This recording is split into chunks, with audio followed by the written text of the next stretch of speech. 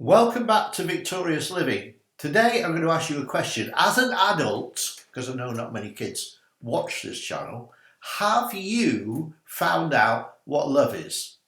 Now, the Apostle John is known as the Apostle of Love. He's the one apostle who stayed with Jesus during the crucifixion.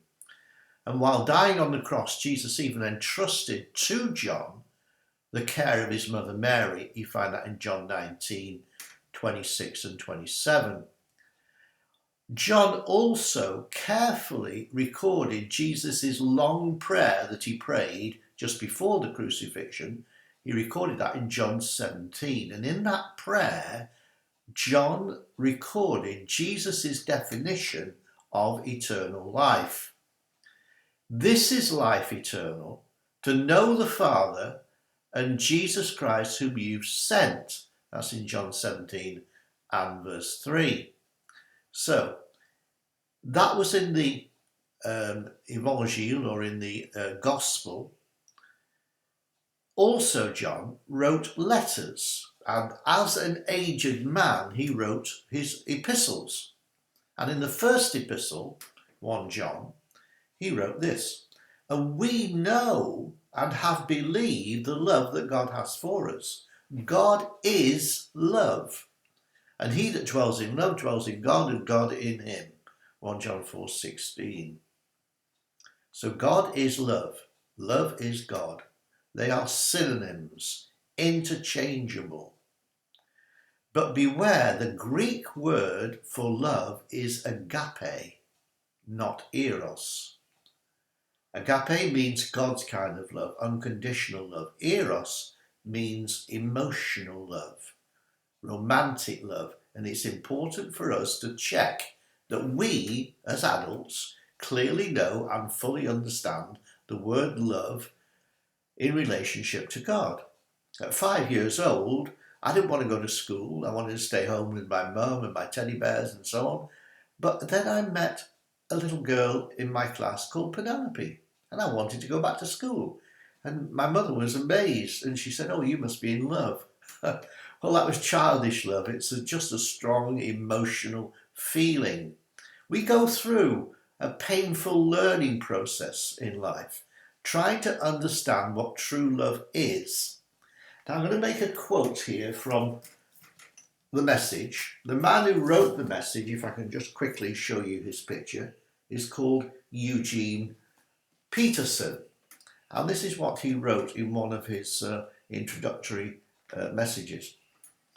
He says, "Realize that our world is awash in love stories. Most of them are lies. They are not love stories at all. They are lust stories, sex fantasy stories. And from the cradle, we are fed lies about love. Now, these lies not only mess up our human relationships between a man and a woman, a parent and a child, etc., but they also mess up our relationship with God. Our minds and imaginations are crippled by these lies, so that we have serious difficulty in understanding what love is. Our cultures have plastered over the phrase, 'God is love,' with so much graffiti that it obscures the true signification of God's love." Now, that was a quote from Eugene, the brilliant Canadian who translated the Message translation of the Bible. Now, whatever culture you have grown up in, or whatever country, you have been lied to. Television, magazines, the internet, social media, all foster and encourage this being in love feeling. And love is this feeling of being in love. This is erotic love. It's not agape. And erotic love is based upon hormonal secretions in our physical bodies, which are excited by sight, sense, and smell. We read about celebrities who have a whirlwind love affair. They marry, and 3 days later they're divorced. And our modern societies now scorn marriage as being old-fashioned and boring.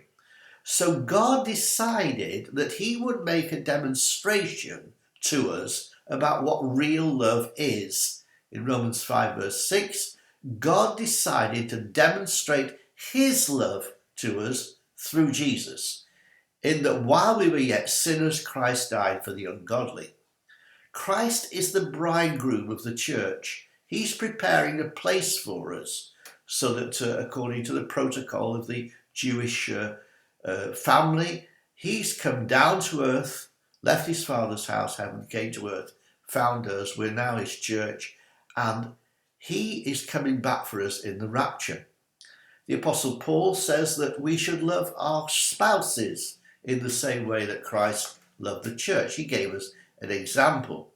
But now I want to draw your attention to a period much earlier in history, about 760 BC. God was already revealing details of his love through one of his prophets. Now, I'm going to tell you the prophet next time. Won't tell you his name now.